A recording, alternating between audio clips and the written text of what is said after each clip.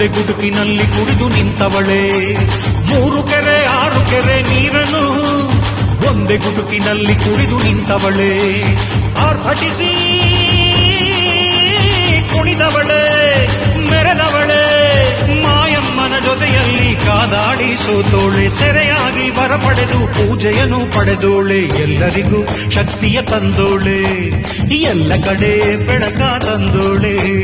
ಹುಟ್ಟಿದ್ದು ಉದ್ದಂಡುಪುರ ಬೆಳೆದದ್ದು ತಣ್ಣೂರು ಹುಳ್ಳೇನ ಹಳ್ಳಿಯಲ್ಲಿ ನೆಲೆಯಾದೆ ನೀರು ಮಕ್ಕಳ ತಾಯಾದೆ ದೈತ್ಯ